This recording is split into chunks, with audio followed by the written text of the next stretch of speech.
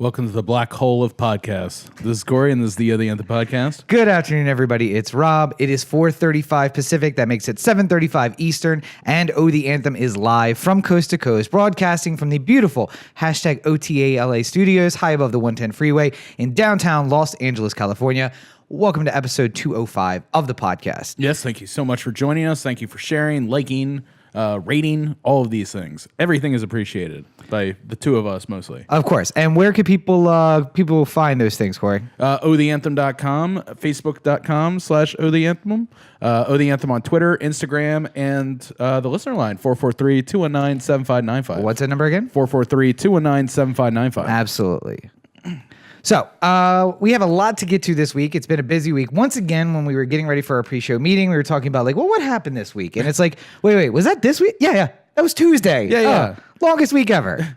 Oh, this is the week that the Secretary of State was fired. Oh, right. I forgot. I forgot that was this. That happened this week as well. What are you going to do? But we do want to, wow. Got things happening. We do want to say one good thing. The image, our new image from last week, apparently the sound came through on the YouTube video. Yes. Okay, good. Yeah. Good. The sports ball one? The sports ball one. Yeah. And since we are speaking of sports ball, you want to talk a little sports ball? Yeah, let's do it. All right.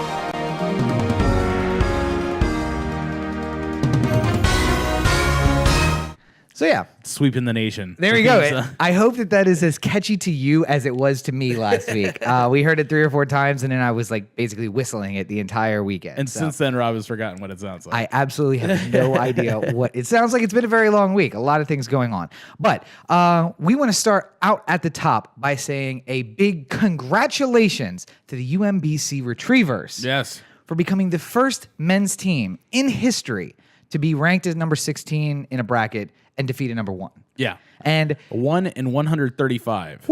no, on the men's side, because as was pointed out, the Harvard University women's team had done that previously. Yes. And as with everything else, women are leading the way, and men then come in and say, "Hey, we're the first ones," but not exactly, not exactly. But the first men's team to do that. And I got home. I feel like I got home just as that game was like coming to a head. It was like second half, just starting the second half. I think you started watching like 13 minutes left or something like that. Yeah. Somewhere in there when they were leading by 15 or something at the point. I was going to say, I would like to say it was a nail biter, but it wasn't really. No. Like, from the moment I walked in, it was really them in control and up by 15 most of the time. And I'll tell you, I can totally relate with the fans of Virginia because as a Capitals fan, I've gone into the first round feeling confident many times and found myself leaving not as confident.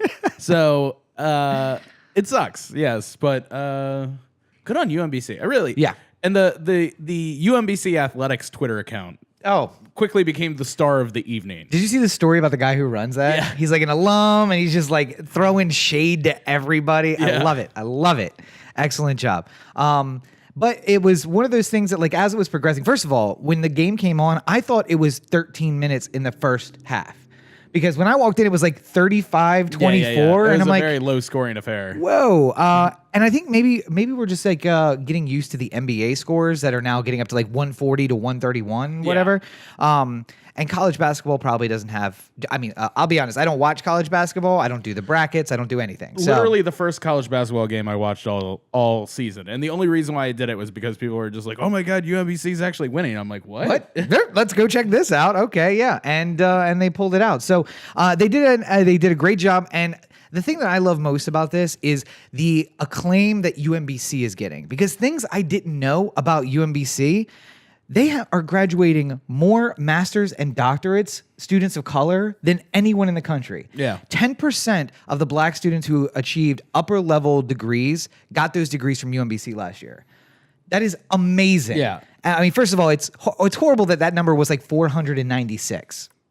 That's bad. Beside the point. Right. But when 43 of them, or like 48 of them or whatever, were coming from one college, that college in Maryland, it's a University of Maryland school, I think that's something to be proud of. So. Yeah.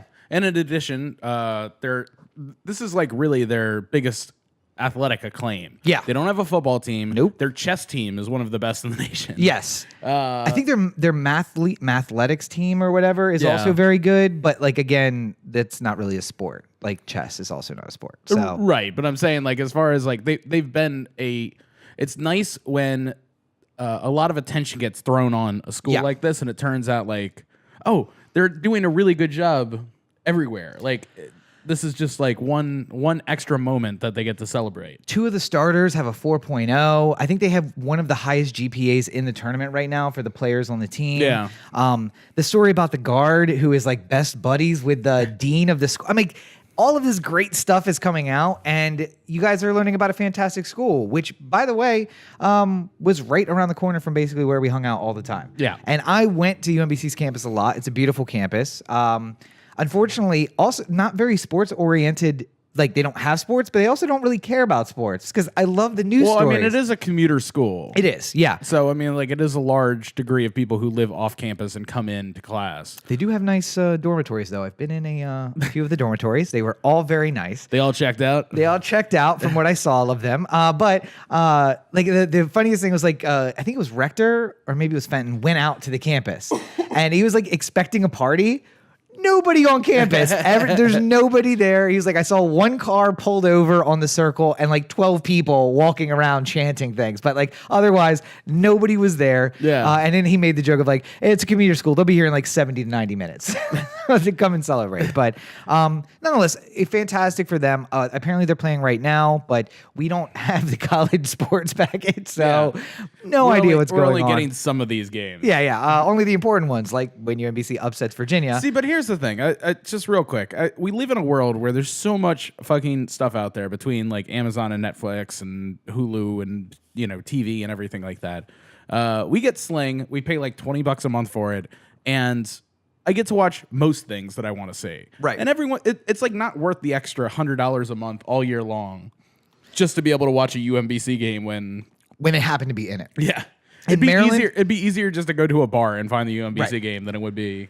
I used to watch Maryland games when they were in the ACC, but as we talked about in episode probably 100 episodes ago, they moved over to the Big 12 or whatever it is now, and they are no longer the powerhouse because they were the powerhouse of the ACC, but they're in a much more difficult conference now. So Hofstra apparently is in the NIT, I believe. Really? Or in some sort of situation. Yeah, their basketball team was doing really well. They're in the not in tournament? Yes, yeah. But to be fair, they are an NCAA D or whatever. That doesn't stop 4D. UMBC. Okay, fair enough.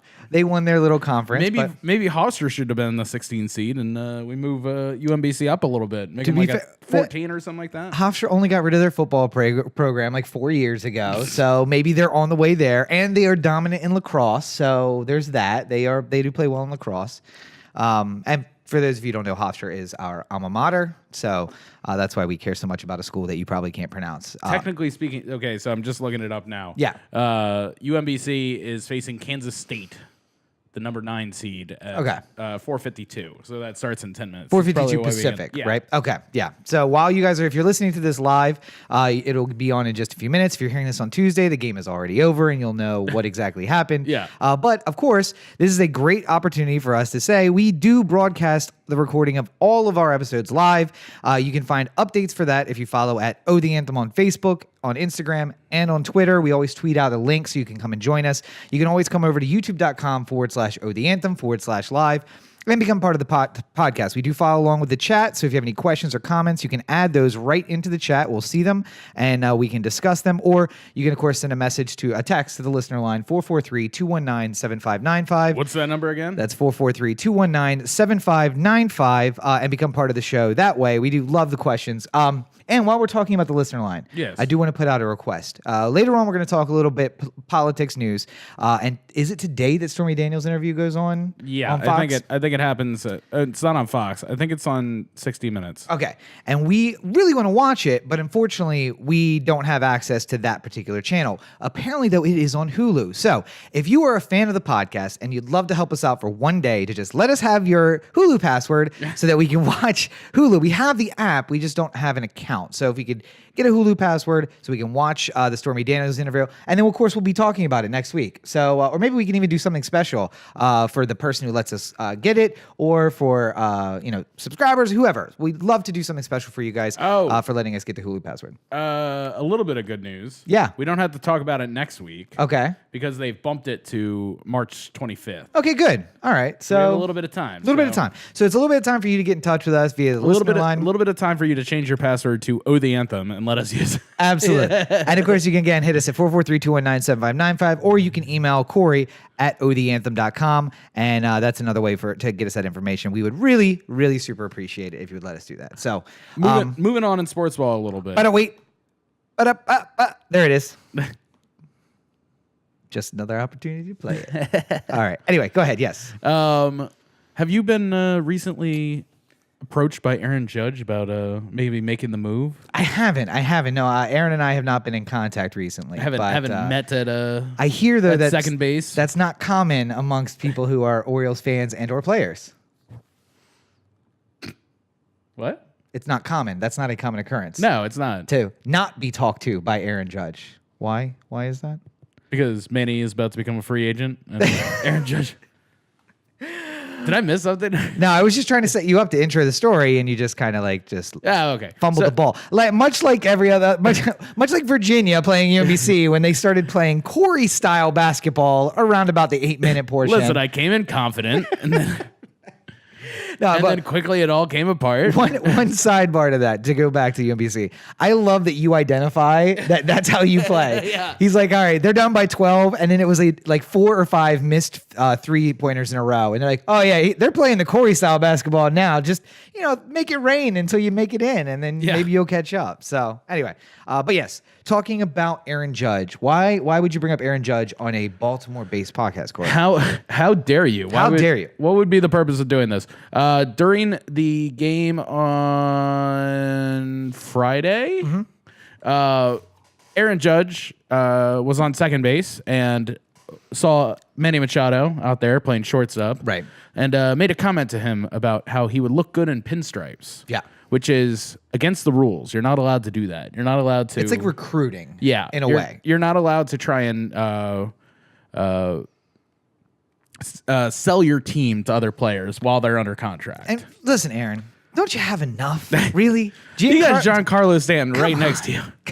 He's the one at bat while Aaron Judge is standing on second, and you're worried about Manny Machado. Come on. Give us something, all right? He said we could do something really special. I bet you could. 3 of the best players in all of the majors playing on the same team. It's like, to be fair, if only we could get Mike Trout and Clayton Kershaw on this team too.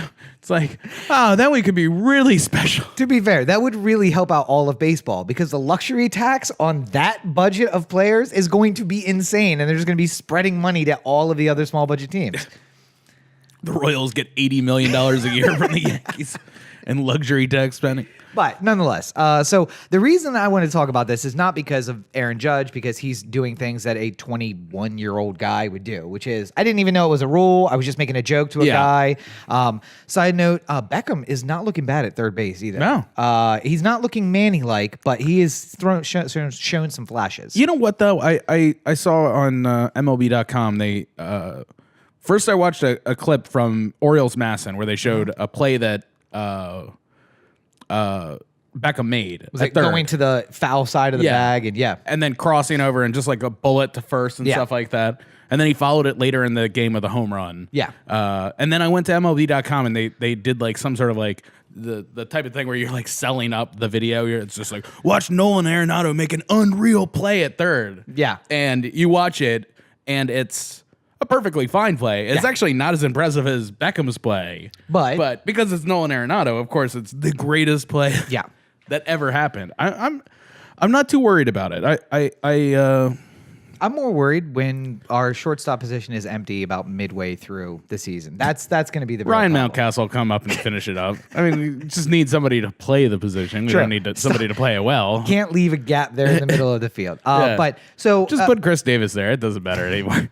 Side note, though, Orioles are on a 7-game win streak in spring training. So, well, they were, and now they're on a 4-game losing streak. See, I'm not paying very good attention to what's going on. But the reason I wanted to talk about the Orioles this week is something like that. Not because of Aaron Judge and what he said, but the fact that Buck Showalter is a national fucking treasure, and I don't care how much he asked for when his contract comes up, which is also this year, I think. Yeah, this offseason. Let Manny go and give Manny's paycheck to Buck just so he stays. $30 million a year for Buck. Just because of his reaction to the reporter asking about this thing at the post-game interview. Yes. Buck said, Well, no, the reporter asked him, what do you think about Aaron Judge's comment to Manny Machado about how he'd look good in pinstripes?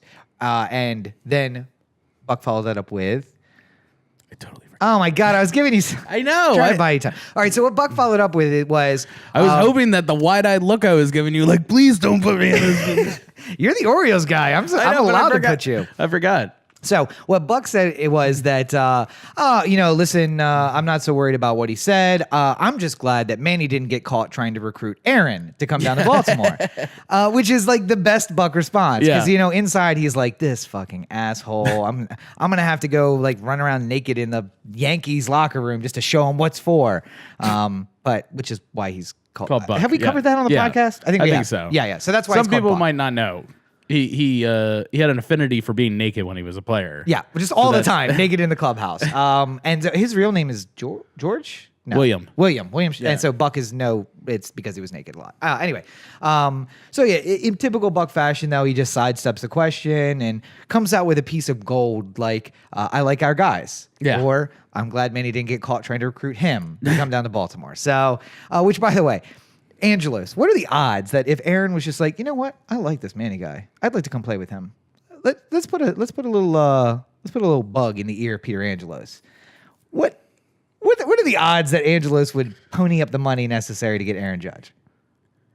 Because he's only on a 1 year, right? No, I mean he's on his rookie contract. Yeah, so like it's constant 1 year deals for 6 years. Right. Yeah, I don't think it's gonna happen. I couldn't imagine because number one, I mean, if Aaron Judge's career through his first 6 years are like his first year are, then he's going to be completely unaffordable for the Orioles. Now, if he for everyone, yeah. But I'm saying like if like the second game of this season he tears his ACL and then he comes back next year and he tears his ACL again in the second game, and then fourth year comes along and maybe he has like a really good April and then tears his ACL. And then that's the kind of guy we look for in Baltimore. That's the guy that we make an investment in. Everyone's just like, oh, I don't know. I mean, when he plays, he looks really good, but I don't know if I can deal with his 5 ACL tears in 6 years. Then maybe he gets a little more affordable. Just maybe the Orioles would think about picking him up. We appreciate Mr. Angelos for everything he's done for the team and everything he's done for Baltimore, saving all those poor people who had mesothelioma and keeping 40% of their money. And letting how quickly forget last week he was offering to give free tickets to kids. Right. We did applaud him for that. Yeah, so I'm just saying, by the way, that was not Angelos. That was definitely somebody who was just like, Peter, listen, it's not going to cost us anything. We're going to get more money. You know who I bet it is? It's John Angelos. Okay. Because he's always been like a very of the community type of guy. Yeah. And he like more than anybody who like actually worked in the city, John Angelos was the biggest adult in the room during the uprising. Yeah. Where he's just like, no, it's fucking ridiculous that people live this way. And we want to try and give people an escape. And, like it's just tough to be in this. And like Buck, I loved what Buck said during the uprising too, where it was somebody said to him, it's just like, how do you think you would feel if you were a kid who grew up in West Baltimore and this sort of thing is happening? He's just like, well, I'm not a kid and I'm not black and I don't live in West Baltimore, so I don't feel like I'm the appropriate one to ask to talk about this. Yeah. You should talk to somebody who really does live that, because I'm not going to try and like put my feelings on what they're feeling. Yeah. I'm just like, of anybody, the sports teams were the most adult in the. So, John Angelos not probably the police, not the mayor, no, not the city council. But so John Angelos, I probably agree. That's where the source of this, like, let's get kids out to like the ball team, and that yes, we lose the money on their ticket, but they're gonna have to buy food, they're gonna have to buy drinks, they're gonna have to buy the whole thing. But I mean, like back in the dark ages of Orioles baseball, I would get free tickets all the time. Yeah. They had a Wendy's. They had a Wendy's thing where if you bought an extra value meal, yeah, and brought the receipt to the box office, they give you a ticket for every single receipt you had. Upper reserve, but I would tell everybody to just give me their Wendy's receipts. If you go to Wendy's, just give me the receipt. And then there was ones I brought in like 34 people. yeah, On like all the Wendy's receipts. all receipts. It was crazy. Yeah. Yes, they'll give away tickets. They want you to spend the money on the Coke and the hot dog and the $12 beer. and the $12 hat. beer. Yes. Like, if this is the kid's first game, they're probably going to want a hat or souvenir of some Of sort. course, yeah. And it's a smart decision. But my point in that was, listen, as much as I love the Angelos family, I really wish that they would sell the team to a Baltimore Orioles fan. Somebody who's like uber rich, who has the money and is a fan, who's like, Aaron Judge, how much?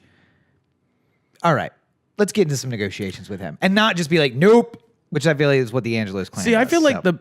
the big problem is that so we can make a direct comparison between like how the Ravens run and how the Orioles run. As far as money that they have to spend on the team, you could say that Angelos and Bisciotti are both exceedingly rich. Yes. So they can, pony up money to do. It's not like the old days of like the Marlins when they first started and they had like no money and no owner who could spend any money and like get these ridiculous contracts that we know we're not going to fulfill. We're just going to sell them off at the end of the year. Yeah. At least the Orioles could hypothetically spend the money if they wanted to. Yeah. But I feel like the problem, the thing that the Ravens have is they have the salary cap where they're just like, okay, we have to spend as close as we can to this to maximize our team. Yeah.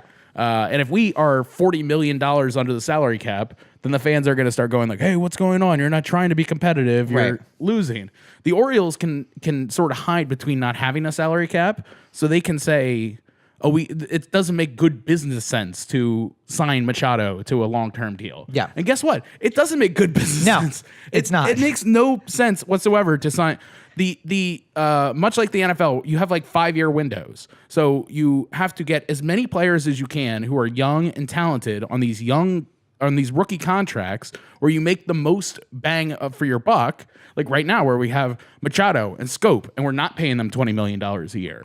That's how you win. The Astros are loaded with people who are making rookie contracts. But didn't Jose Altuve just get paid? He just got a big contract, but not right? until after his arbitration goes through. Yeah. So like they agreed to an extension after 2020 when all of his rookie contract expires, which is the same thing that they did with Mike Trout, where they said like, hey, we're going to wink, wink, nod, nod, give you more than you should on these rookie contract years, but you're still not going to get paid what you will. But we'll give you 4 years at the end of it where you're going to get paid $20 million. And then Mike Trout's like, well, it's a good.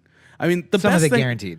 The best thing to do is, I mean, if you're the gambling type, which is wait until somebody like Manny Machado comes up and then just give him a humongous extension for a reasonable amount of money. Yeah.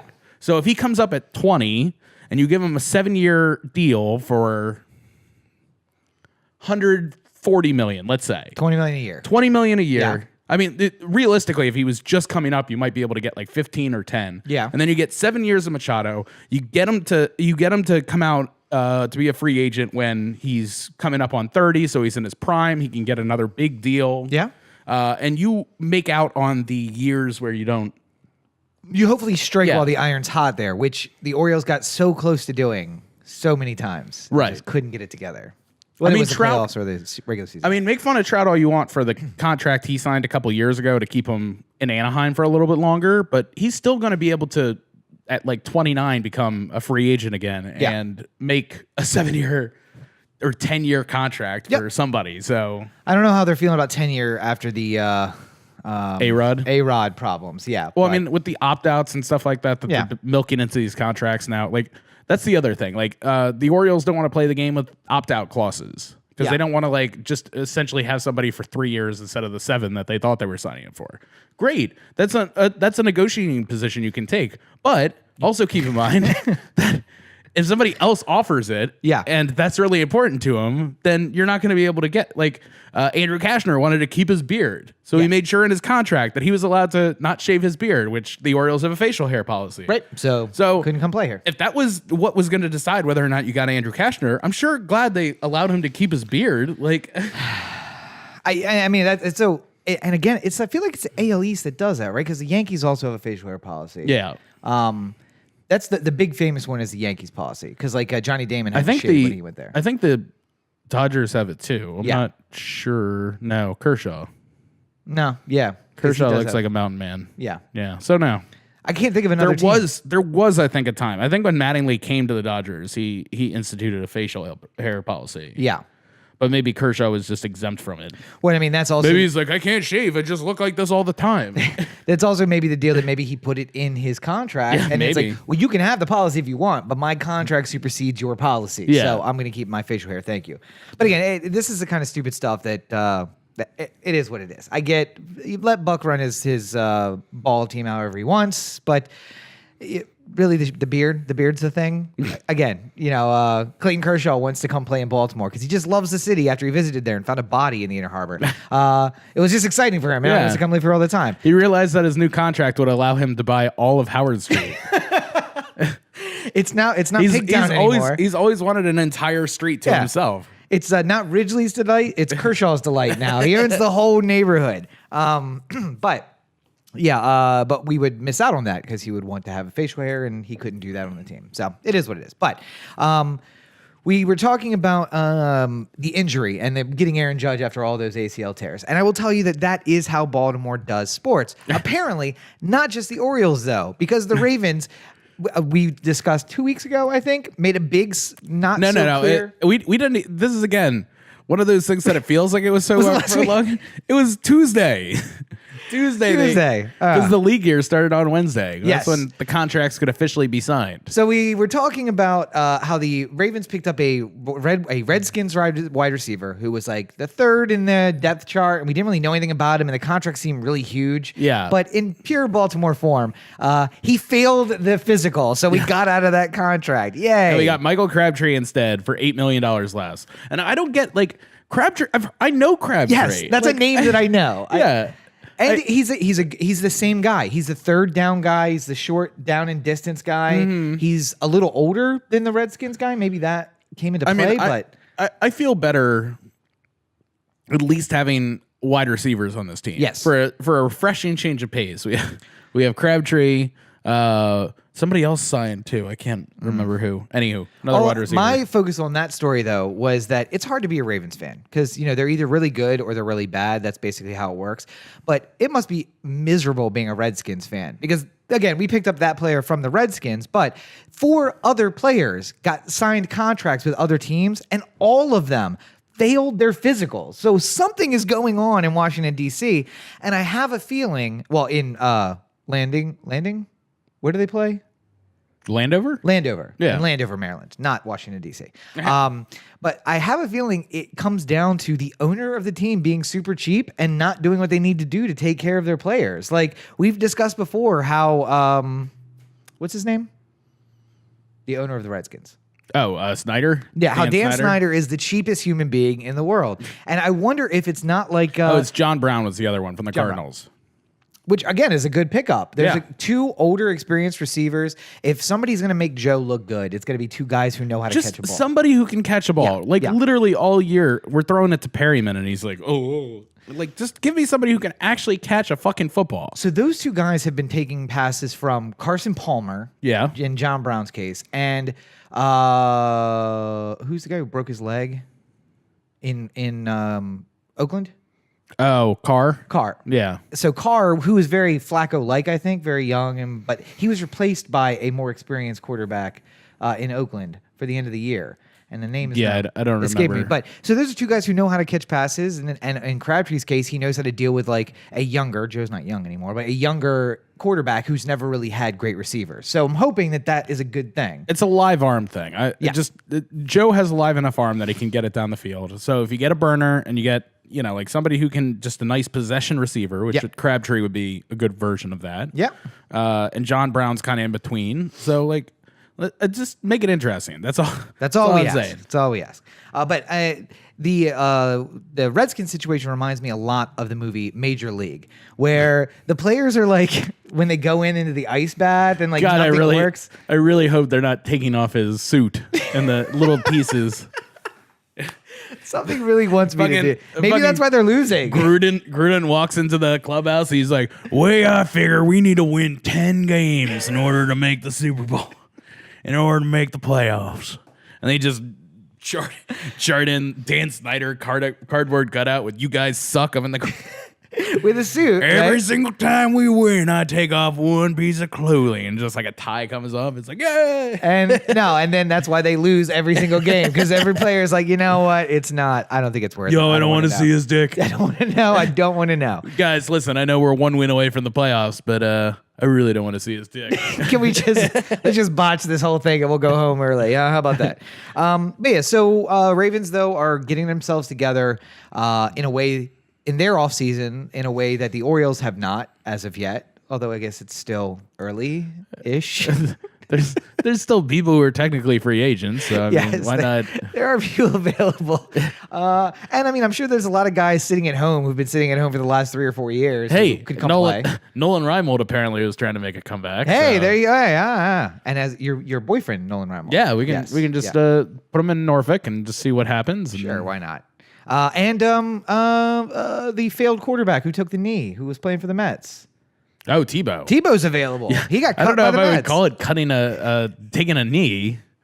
He took a knee. That's He did like the prayer. That's kind of Kaepernick-y. Oh, well, all right. So he did the prayer in the end. Yeah. But Tebow is available. He got cut by the Mets. He's available. We could go after him. I like how everyone loved Tebow taking his knee so much, but when fucking Kaepernick does it, No, because is it about Jesus or is it about black people? That's the big problem. maybe Kaepernick was doing it for Jesus. I don't think he was. Did you see that he wore the Kunta Kinte shirt to his deposition? No. Oh, yeah. So the owner of the Houston Texans is suing him for devaluing the team because people won't come out to games because they were upset about people taking the knee. Yeah. And Colin Kaepernick to the deposition wore a T-shirt that said Kunta Kinte on it, and I'm like, that is a guy who's just zero fucks given at this point. He's just like, how much can I piss this dude off? We've talked about Kaepernick before. I just like to say one thing. Okay, I appreciate. let me give you the one shot. Go ahead. I appreciate what he's trying to do. I feel like he's not 100% on everything that he's saying. Like, I think he has a pretty good conversational idea of like a lot of the things he's talking about, but it's not fully there. Yeah. It's like when I talk about like the space program, you can tell that I've heard things about it and I'm parroting those things back, but I don't really have the 100% comprehension. Like, I don't know what the rockets breaking apart actually means, but I think I know what it means. And when I say it sounds close to right, but you're like, that's not actually how it works. Right. I think that's kind of what you get with Kaepernick from time to time. But I'm fine with that because I don't need him to be an expert. I need him to be a face. Just like, we'll get into a little later about the president. I don't need the president to know everything. I just need him to put good people around him and not fire them after, a few weeks. So, Sure. but no, before we get into that, let's go ahead and just close up this whole sports ball segment. So thank you guys for joining us for sports ball.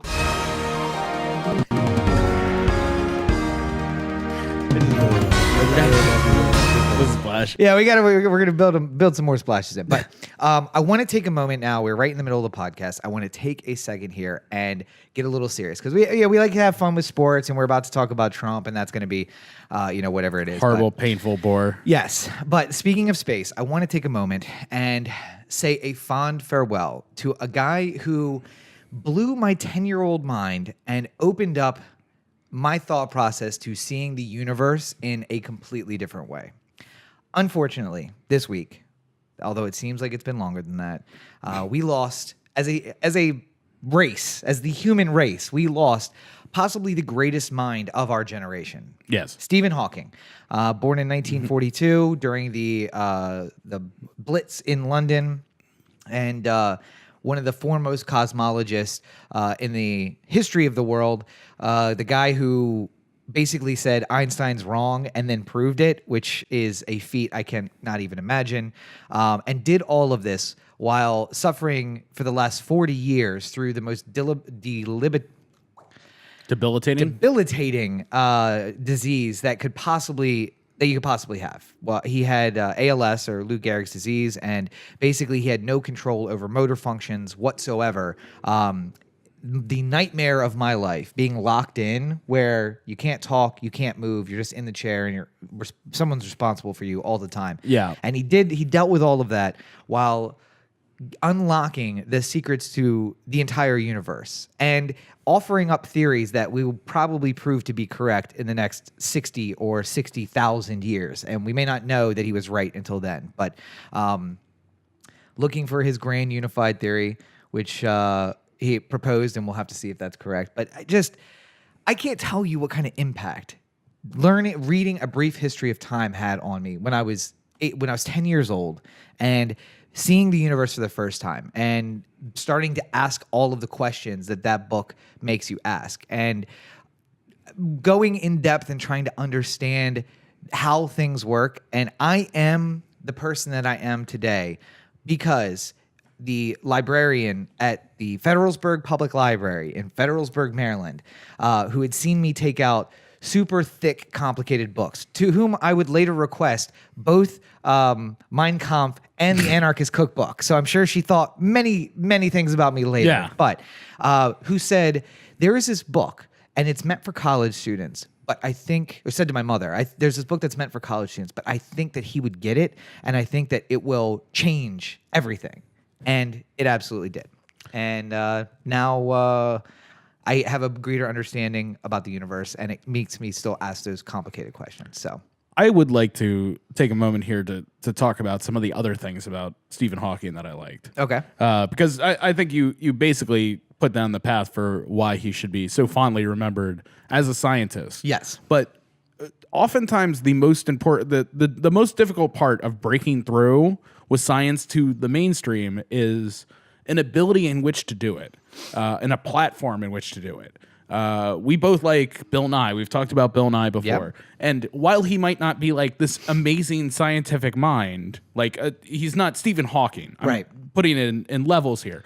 But like he's not Stephen Hawking. But what he does by being entertaining and informative and explaining things to people greater enriches our ability to enjoy science and learn about science and create the next round of scientific minds. And I think that despite being in the wheelchair, despite having ALS, despite not being able to talk, he was able to break through to another level. Yeah. He was in music and in movies and in TV and everything. Mm-hmm. And he figured out a way to be both this brilliant scientist while also being a media figure, which allowed his ideas to sort of transcend what he was able to do on his own, you know? Yeah. And, you know, I don't have a disability like ALS, but as somebody who has had to deal with effects of a disability before, I always found him to be incredibly inspiring. Yeah. In the fact that, like, even if I had ALS, I could still figure out some way to try and rise above it, you know? Yeah. Like the most unspeakable, debilitating illness. And like you could still figure out a way to not only survive when you're given like 18 months to live. Yeah, 2 years. In 1970, he was given 2 years to live, and he lived until 2018. Yeah. So. I mean, one other thing. I heard the story today, and I just want to share it. And it's not about like Stephen Hawking per se, but I think it's interesting. So the guy who invented the platform for which Stephen Hawking spoke, yes, and the voice in which he used, was a scientist who created that technology using his own voice for Stephen Hawking's, and had this technology available for Stephen Hawking like a full decade before. And it was available to anybody else. This kind of technology is just was so much in the future that nobody else could understand it. This guy figured it out, and within a year of like recording all these things and creating the infrastructure for this voice to work, he died of throat cancer. And some people said in part because he probably just burned his voice out doing all the words that he did to speak for Stephen Hawking. Going through the dictionary and just recording everything. And he never got thanked from Stephen Hawking, but it's one of those little, like, you know, he did something great too, and he won't be remembered as much as Stephen Hawking, but like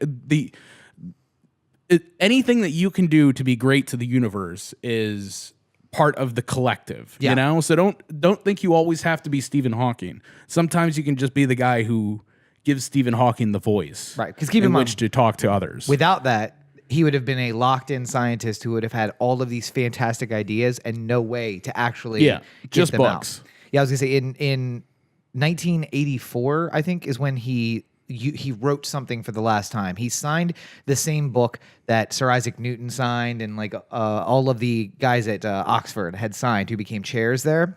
And in the movie A Brief History of Time, he actually talks about how that was the last time he hadn't written anything for years, and it was this tradition, and they were just like, this book goes back 900 years. Stephen, we can't have you be the only person who doesn't sign this book. Again, it's a book that has Sir Isaac Newton at the very beginning, and the most recent pages have Stephen Hawking in it. Imagine the minds that have signed this thing.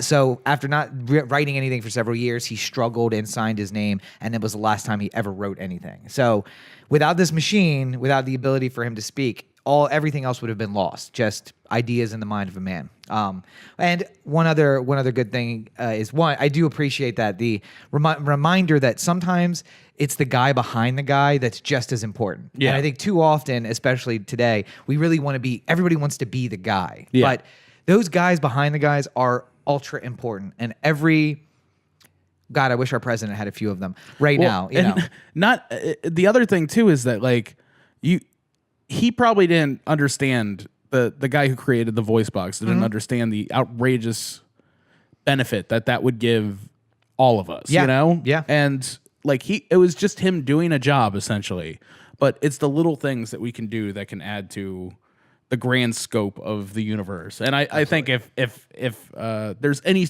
suiting tribute for Dr. Hawking, it should be the idea of a full and complete universe with its idiosyncrasies.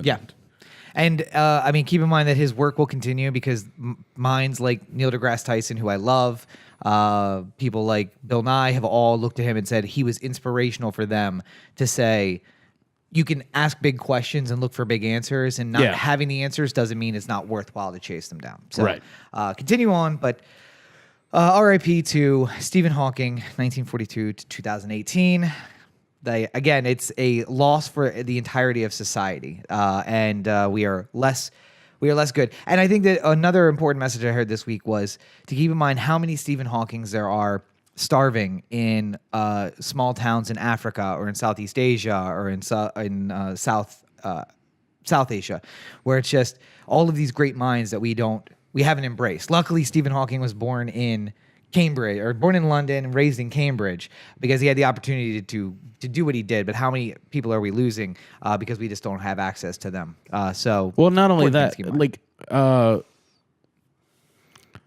one of the things I like most about science, even though I'm not the world's greatest science student, is that like when somebody comes up with an idea that is prior to gravity, we didn't have an idea of like how this happened, and then it was just a theory that was proved.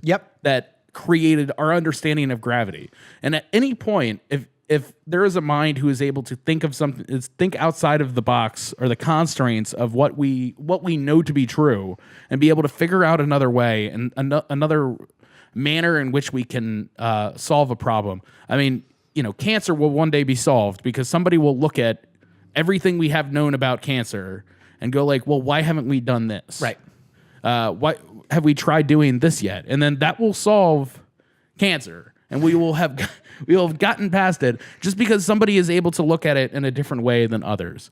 And it's not just about trying to teach people science. It's not about like remember the rules and the who did this and who did that. It's about opening one's mind to the difference of possibilities that can come from changes in perspective.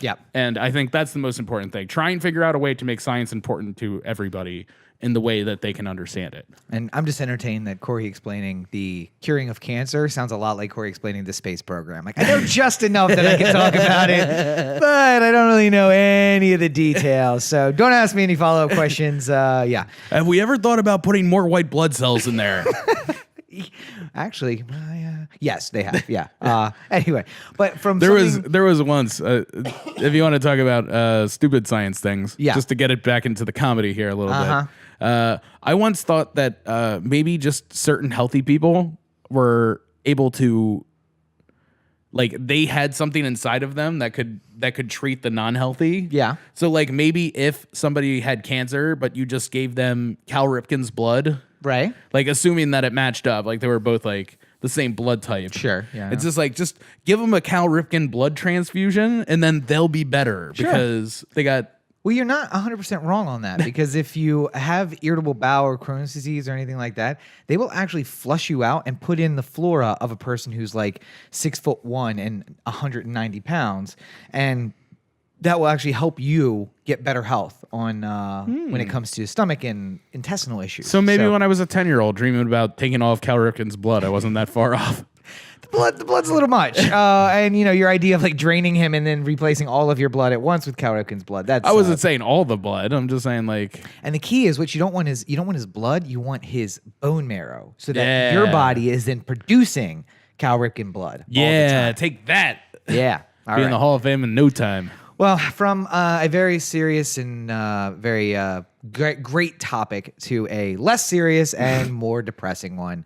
We got to talk about politics. It's been a busy week for the president. You might think that, hey, maybe he passed some laws. Maybe he is changing the way that we are operating in the world. But no, a couple things got in the way this week. So let's see. Which happened chronologically first? Was it Tillerson finding out that he was fired from the toilet, or was it McCabe getting fired 2 days before his retirement? It was Tillerson. Okay, Tillerson, yes. So the Secretary of State, a oil tycoon who really didn't deserve nor was qualified for the position he had, but nonetheless got treated like a little bit of a bitch by the president. A little bit. I can't imagine how frustrated I would be when I've defended this guy and then I'm sitting on the toilet in the morning and I get a message like, hey, don't come into work today. We don't need you anymore. Like, all right, dick. I'm just going to go home and write a book about all this bullshit. But yeah, so I'm just amazed by the amount of, like, I don't know what it must be about Trump where people who get fucked by him don't feel like turning on him. Well, that's not like, true. I mean, Stormy like, Daniels is really well, making I think he meant figuratively. Figuratively fucked, not literally. Fucked. I mean, I feel like if I was Tillerson and I've just gone through all this nonsense that Trump has put me through, I would just be like just walking into New York and like, Anderson Cooper? Yeah. Hey, Tillerson, you got anything going on tonight? I'd kind of like to join your show for the whole hour. No holds barred. Let's do this. All right. Yes, that sounds like a fantastic idea. We'd love to have you. Well, Rex. I was going to talk about pay disparity, but I guess that's not the one. Anderson Cooper doesn't know about or care about pay disparity. He doesn't. Not is there a difference between making $1 billion and $2 billion? Turns out there is. Find out tonight on Anderson Cooper 360. A Vanderbilt will explain it to you tonight. Tonight on Anderson Cooper 360. A rich, beautiful gay man is about to explain to you why being poor is bad. Thank you. Thank you, Anderson Cooper. But yeah, so Tillerson out. And conveniently, I think that's just the excuse that they're using to postpone the North Korea negotiations. Because no, they're doing that still. Oh, they're still doing that. Yeah, they're not going to have a Secretary of State, and they're going to still do that stupid meeting. Sure. In May. Yeah. In May, in Finland, the details are getting a little more clear now. They're not meeting on the Korean Peninsula, which is probably good. They're meeting in Finland. I don't know if Trump could identify Finland on a map. I think that would be a fun exercise. Like, hey, where are you meeting the North Koreans? I think he would he would be somewhere near Norway. I mean, he would get it, and he would just like sort of like do the like. Yeah, it's up here. This is the map of Europe. My phone is the map of Europe, and I'm just like, yeah, right there. Close enough. Just do it real quick where nobody notices. It's like, no, I totally pointed at Finland. This one right here. Wait, no, do it again. I didn't see where you. Oh, you mean right here? I can't like my perspective. I can't really see where you're pointing. It's in, it's right there, right? It's right there. Somewhere in this area. It's right there. It's, yeah. Anyway, but yeah, so the North Korean, we're meeting with the North Koreans in Finland. Again, probably a great idea for a meeting. I'm not really sure I want this president to be the guy who does that. And also, we don't have a South Korean ambassador or a staff at South Korean embassy or now a Secretary of State. So conveniently, Ivanka is stepping up and she'll be the one to take the reins on that. So can we just like fucking get Condoleezza Rice and Colin Powell to just pinch hit one for us? Like, they've both been vocal about how they don't understand what's going on, and you'd think that somebody'd be like, you know what? I'll come back. I'll come back. I would just like Paul Ryan to just come groveling into the homes of Colin Powell and Condoleezza Rice and just be like, can you please just come and fix this? Please. We're gonna set up a special thing. You're in charge of everything. You supersede Trump. He can't fire you. He's not allowed to tweet about you. Just please fix this. Let's do a fun hypothetical. If Colin Powell said, you know what? I'll come back and be Secretary of State. Yeah. Would the Republicans in Congress impeach Trump if he didn't choose Colin Powell to be Secretary of State? They're fucking thinking about letting John Bolton be Secretary. I know! The mustachioed man of the UN. Literally, that mustache might be the only thing keeping us from all dying. I'm not even joking. Trump doesn't like mustaches. He doesn't trust people who have mustaches, which is why John Bolton wasn't Secretary of State the first time. Yeah. When it was, him and Mitt Romney and Rex Tillerson. The most qualified list of candidates ever to be for Secretary of State. John Bolton is the reason that we're not only in Afghanistan, but Iraq. Yes. So let's not. If Democratic senators don't keep him from getting the nomination by body slamming him off the top rope, then we've lost all semblance of structure in the Senate. Let me tell you how May goes if John Bolton is the Secretary of State. There's going to be one person who's going to turn over to the fucking Republicans and get him elected. It's probably going to be goddamn Feinstein. Yes. She's probably going to be like, well, he once did the job, qualified. so therefore the president should be allowed to make his own personnel decisions. So it's like, fuck you, Feinstein. John Bolton walks into the meeting with the North Koreans, and he's just like, yeah, the president will be right out, and Mr. Kim Jong-un, it's nice to meet you, and bitch slap. And that'll be it. He's like, just so you know where we stand, opening salvo, and then walk away. Bolton out. Bolton out. Yeah, so thank God it's not John Bolton. I guess we'll see. Now they're talking about making the former head of the CIA, and then bumping up the deputy to head of the FBI or something like that. Yeah, it's a lot of musical chairs right now. Yeah. And luckily we don't have a lot of crises going on around the world that we would require stability of government for. But Colin Powell, if he offered his services and Trump said no, is that the straw that breaks the camel's back? Because I think that it's hard to say that he's looking out for the country when that's the case. I would not like it. You wouldn't like Colin Powell being? No, I wouldn't like Trump saying no to Colin Powell. Right. I think that Colin Powell and Condi Rice are both that upper echelon of people in the State Department. Yeah. Who have proven that they know what the job that they're doing. Much like Mueller was for the FBI. Right. Just above it all. Yeah. They are singularly focused on doing the best that they can for America in a world standing. Yeah. And we don't have a lot of that right now. Yeah. So anybody who brings dignity and civility to a position that might be Scaramucci next week, I just... I can't. I just so desperately want things to go back to the way they were before. And well, speaking of, remember how bad Bush was? Not so bad anymore, right? It was great now. Speaking of Robert Mueller, the other firing this week was of Andrew. Not him, but probably Andrew soon. McCabe. And people are. I mean, it was a dick move. He's 2 days from retirement. Trump fired him, so he doesn't get his pension. Fuck you guys who are trying to get a GoFundMe going for him. Yes, please. No, fuck you.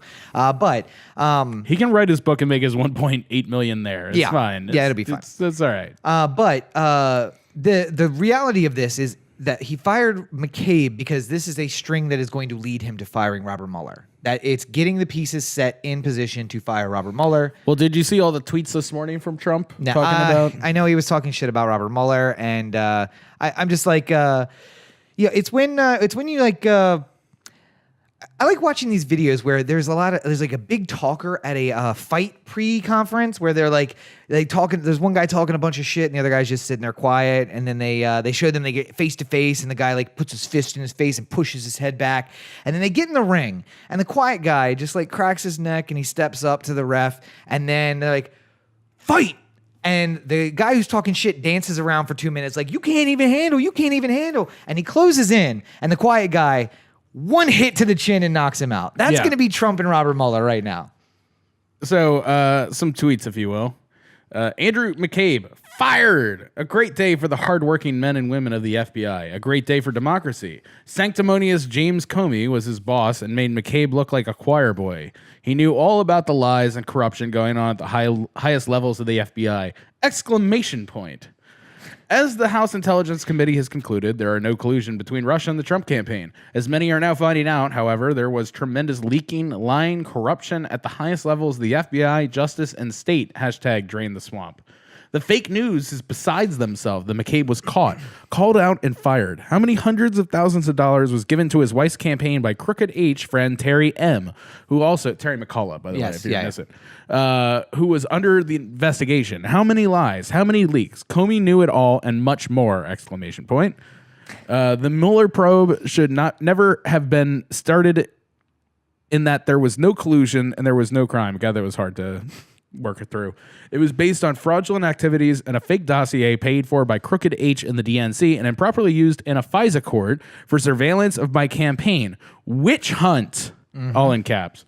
Wow, watch Comey lie under oath to Senator G when asked, have you ever seen an anonymous source or known someone else to be an anonymous source? He said strongly, never, no. He lied as shown clearly on Fox and Friends.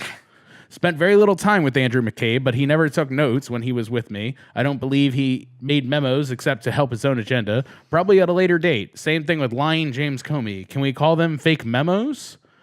Why does the Mueller team have 13 hardened Democrats, some big crooked Hillary supporters, and 0 Republicans? Another Dem recently added, does anyone think that this is fair? And yet, there is no collusion! Exclamation point. I love Trump sending tweets out to Robert Mueller is basically a passive aggressive dude who's cheating on his girlfriend and then telling her that she's crazy for thinking he's cheating. That's everything about those tweets right there. It'd be like if I just like all the time I'm like on the Chive or something like that and I'm just looking at pictures of like big booties. No, like not reality. We're something that's not Rachel. So like sultry black women. Okay. Like, I'm just all the time looking at sultry black women. It's just like you seem to like looking at black girls a lot. It's just like, no, it just sort of happens from time to time. Not anything. Yeah, don't worry about it. Not a thing. Yeah. Then you find out I've been cheating on her with what I really want the whole time. It's just weird. You heard it here first, Rachel. You heard it here first. Not really happening. Fake news. Yeah. But this is all leading to Trump eventually firing Robert Mueller. Yeah, and probably this week. The good news is, though, that the Republicans in Congress seem to have had enough about the talk of firing Mueller. There's a couple people who are stirring about this. Yes. I just don't know at what point we stop. Like, at what point are we just like, all right, this is enough. Like, we can't. Number one, he's losing it on Twitter every weekend. Yeah. Like, this has been happening for the entire year that he's been in office. Year plus he's been in office. And he doesn't drink. So it's not even like we can blame it on, well, maybe he got a little wasted and woke up hungover and was in a mood. No, he doesn't drink. No. Theoretically. That's what he says. Yeah, I think it's all bad. And now we're tying with the fact that Putin has gotten another 6-year term as president. So he's surprise. Yeah. Breaking news. Who saw that coming? 99% of the vote. It's a miracle. It's like everybody in Russia loves him. And the Russians announcing that they could essentially turn all the lights off in the United States if they wanted. It goes beyond just the lights. Yeah. Apparently, if we're to believe the FBI and the State Department, the Russians have access to work on the energy grid, turn it on and off. Right. They also have access to our nuclear power plants. Always good. To our telecommunications. Not even necessary. So. And water. Yeah, sure. None of that seems like it's important. Yeah. At any point, they could just like, oh, yeah, you want to fuck with us? But no keep in water, mind, no telecommunications, no. no collusion. That's No the most important collusion. thing. No collusion. You want to know? You want to know how there's really no collusion? Donald Trump Jr. is getting a divorce, and his wife, instead of hiring a family law attorney, is hiring a criminal attorney. You know why? To shield assets from Mueller when everybody fucking goes to jail. Especially, God, Trump Jr. is just in the worst fucking spot right now, too. You don't think that real life can get as bad as our cartoon president, but it really does. Like, it's really that bad. But yeah, so all of this is going down, and it's really a question of, does Mueller drop some new charges, or does Trump fire him first, or does Trump fire him and then Mueller announces new charges? I wonder if Mueller has charges like, sort of like waiting on file. Yeah, like that's my thought. These are all at the courthouse, ready to be filed whenever I give the heads up. Right. So Trump tweets out, "I'm going to fire Mueller." He's like, "All right, drop those charges right now." Yeah. Oh, those ones that are supposed to be out next week, drop them whenever. Yeah, do it now. I mean, that's the thing is, if the rumor, the administration is leaky as hell, and eventually it will say, yes, Robert Mueller will be fired today, and he will have a few hours heads up. And I imagine that he's such a careful guy that he probably is like, all right, we have Article 1 through Article 19 all completed. We're still looking for evidence for Articles 20, 21, 22, and 23. Yeah. So we're going to keep this behind and just wait until we have better evidence. But if he hears, hey, you're going to be fired at noon, I have a feeling that those go in and get filed immediately. And then it doesn't matter that he's not there anymore. It makes him look super guilty for firing him after you drop charges. I mean, you already look super guilty already. Well, yeah. I mean, like, it's hard to look. That's the other thing, too. Like, switching over to the Pennsylvania 18 election, which also happened this week. It felt like although it feels like millions of years ago. Yeah. I feel like there was an argument to be made when the Alabama race happened. Yeah. That it Doug was Jones. Doug Jones. That it wasn't so much about like who Doug Jones was as candidate. It was the fact that the Republican was so bad. Like, just the worst. Yeah. And so much baggage. Yeah. Pennsylvania 18 rolls around, and it's not Alabama levels of Republican favorability. Right. But it's very high. It's a 20-point swing. And it's also not dealing with a child molester on the other side. Right. So there's like that. So it's a somewhat decent Republican, a middle of the road Republican, if you will. But a Trumpican.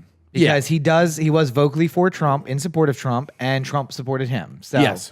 Whether or not that made a difference, who knows, in the minds of the people of the PA 18th. And you got a blue dog Democrat, which helps. And Doug Jones, also a blue dog Democrat. And that has built the conversations around the fact that some of these races that have been won to Republicans, they are fighting traditional Democrats. And the traditional Democrat just can't make up the distance. But Doug Jones and Connor Lamb are both blue dog Democrats, and they made up what they needed to make up. Connor Lamb by a few hundred votes. Yeah. But that was super impressive, though. Oh, yeah. But a district that Trump won 80 to 40, was that what it was? Or 80 to 50? No, 60 to 40 or something 60 like to 40. that. Yeah, it was a big... It was like a 22-point swing, I think. It's not deep south, but it's really iron/rust belt America. And to swing that and get back... Again, the worst thing is that Roy Jones in Alabama got... Doug Jones. What's that? Doug Jones. No. Roy what Moore? was the other guy? Roy Moore. Who openly admitted to fondling and dating underage girls. Yeah. He got 48% of the vote. Yeah. And a guy who really was saying, I will do everything that President Trump tells me to do, got 49% of the vote in Pennsylvania. I mean, technically he got, 50, because it was a statistical 50. The separation between them is statistically 50. But those guys still got really strong votes. The child molester and the guy who's like, if Trump told me to go jump off a bridge, I'd jump off a bridge, both almost won. And I think that says something about America, unfortunately. But Connor Lamb will be going to Congress for the next 8 months because his district is eliminated by the Supreme Court. unfortunately, he won a district that won't exist in the fall races in 2018. Right. Because that district was so gerrymandered by the Republicans in Pennsylvania. I don't know if it was that gerrymandered. I think the other ones were so gerrymandered. Oh, it was just a leftover one? Well, I mean, like I think in every gerrymandered state, there's a couple that are legitimate. Yeah. There's a couple like squares, if you will. This one looked like sort of like a R. It did. So like it wasn't like a completely like the part of the example that they had made when gerrymandering first became a thing was that the name. Well, I mean, obviously it came from gerrymander, but Wait. Let's go to the one shot. Go ahead, Corey. Let's explain. Where does this come from? I can't remember the specific details, but I know it was gerrymander, and I remember that the reason why they brought it up was because the actual district that had been drawn looked like a salamander, they said. Ooh, Governor Jerry in Massachusetts Yeah. created a district that looked like a salamander, and thus the term gerrymandering was born. Good for you. Yeah. You nailed it. That's good. I was close enough. Close. I You're forgot right the- there. Yeah. You're right there. Forgot the state, but you're right there. Right. And I mistakenly put his first name as Jerry. Yes. Yeah. But Sorry. Governor Jerry. I mean, maybe Governor he's super Mander. friendly. I mean, we had a Governor Jerry here in California. It was just Jerry Brown. Yeah. You know, but he was a nice guy. Everybody called him Jerry. Yeah, sure, I'm covering for you. Anyway, so the district won't exist because the Pennsylvania goes back to the 2010 census redistricting. yeah. Until they can redo it for Right. 2020. Unless they propose another plan that the Supreme Court approves of, or that the Supreme Court approves of. So we'll see, but they probably won't. So, but again, the argument is that district was made to elect Republicans and a Democrat won. So anything less than that just makes his job easier. And remember, I put it out there that if somehow Connor Lamb was able to make Pennsylvania 18 interesting, Pennsylvania 18 and Maryland 1 are not that different. Absolutely. So go out there and send all your best candidates. Allison Galbraith, yeah. now. Go look up Allison Galbraith and support her. And bring down Andy Harris. Yes, because he's a real dickhead. Yes, he is. Yes, indeed. But congratulations to Connor Lamb and to the Democrats as a whole. It's upsetting to me because I really would like to see more progressive Democrats win, and he is certainly a not a progressive. He's a blue dog centrist Democrat, and the Democratic Party doesn't really need more power. What we need is less power for both parties. But I'll take Democrats winning in 2018 if it just keeps us from having 2016 happen again in 2020. That's really right now we are playing this weird thing where it's like, listen, it's not really what's about best for the country. It's about how can we stop the bleeding? Like I'd really, really like to do surgery to solve this liver problem that you have, but if we don't solve these cuts that you have all over your body, you're going to bleed to death and the liver's not going to be a problem. We'll get to the liver, hopefully. But in the meantime, let's just solve this problem. Unfortunately. I need What does some. it all matter? What does it all matter? I need Mueller to just drop charges. just do it, please. Like, I would love nothing more if Mueller had a press conference tomorrow and he's just like, "Hey, I just thought I'd drop one charge, just one, just to let y'all know what's Right, up." yeah. This one seems ready. Sure. I'm not quite ready to drop all the charges, but for right now, you're just left with the one charge of treason.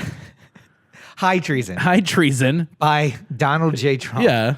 Yes. Keep in mind, I have many more things to come. Just saying. Just saying. Right now, I thought I'd let you ruminate on this one, and yeah, I'll see you later. And just like Mueller out. Mueller out. Mic drop. And then Trump, of course, fires him, which arguably is obstruction of justice on the treason charge. God, If you just like to make a nice sandwich. You know what it would be the dream scenario is if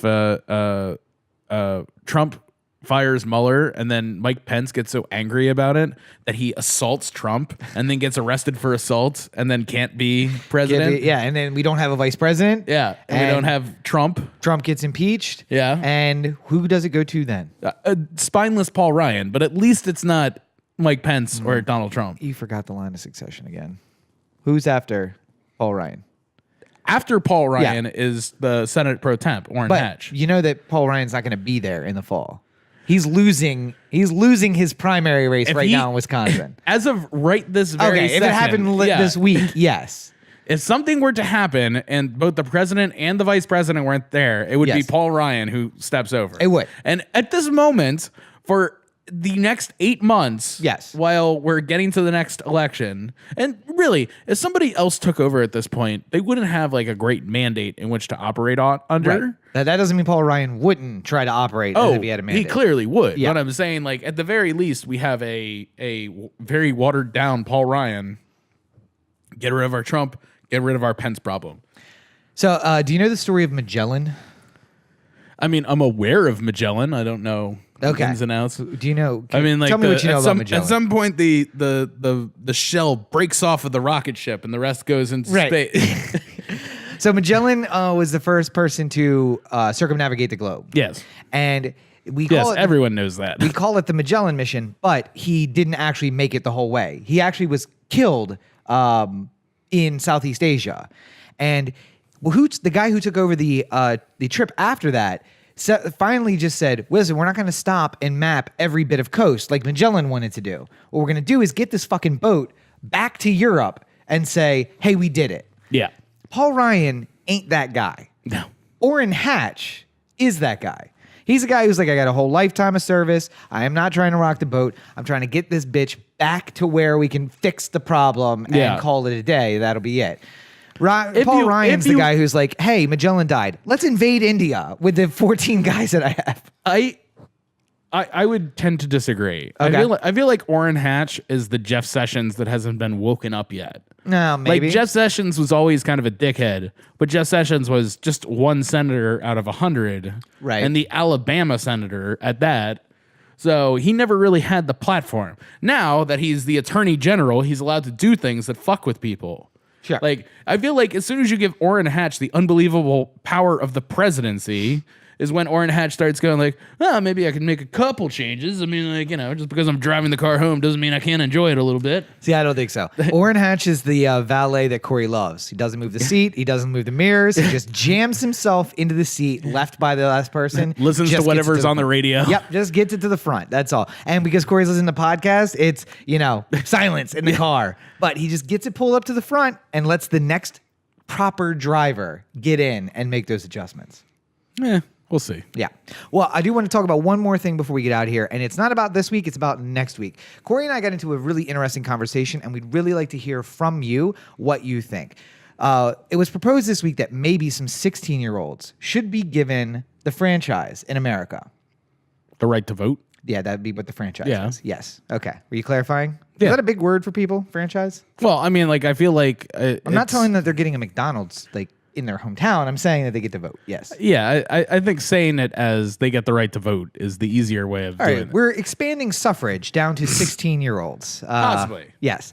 But so we'd like to hear from you what you think about 16-year-olds voting. And we're going to probably discuss that on a future episode, maybe a Phil episode, maybe something else. But I'd really like to hear what you and I had a very kind of similar thought process about the whole thing. So I'd really like to hear what everybody else has to say. So you can, of course, hit us up on all social networks at O The Anthem, 443-219-7595, or Corey at otheanthem.com. Let us know what you think. Hey, we take submissions by Snapchat. We take submissions by Instagram, responses to Instagram stories, anything. Just let us know what you think, and we'll bring it up probably on next week's program about 16-year-olds. And, of course, this is being brought up based on the uprising amongst the students, which we didn't really talk about this week, but 1 million students walked out of high schools this week. Yeah. Which also felt like it happened a couple years ago, but it was actually this week. So another one that just happened this week. I'd just like to bring it up shortly. Can I get a Baltimore corner drop just for the fun of it? Let me find. This will only take a second. And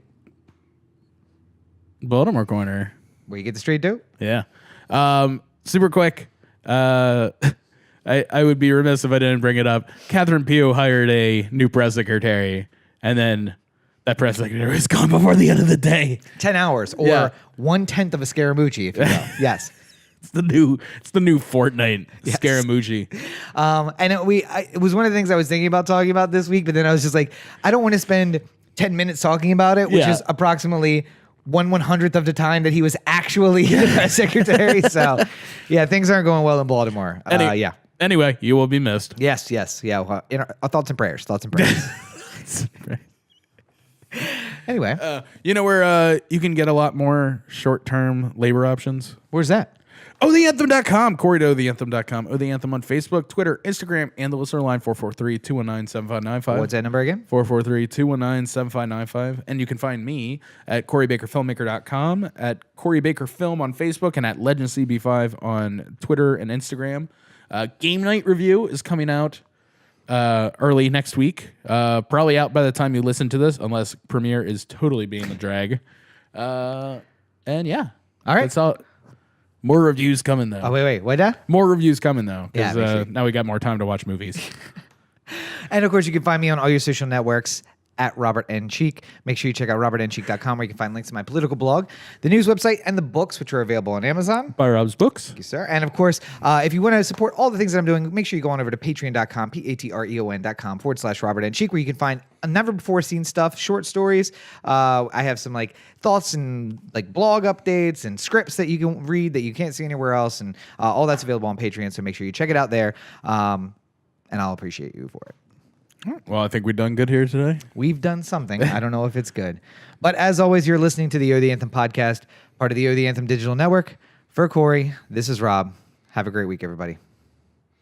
So what was this podcast? This is 1/16 of a Scaramucci? Let's see. We're at 1 hour and 18 minutes. And he was around for 10 days. So we could call it 1/1000th of a Scaramucci or 1/10th of a Baltimore press secretary who apparently was involved in a lot of lawsuits for shooting black people and beating them. So I want to get to the bottom of this. Okay. Next week, y'all. New time scale. Here we go.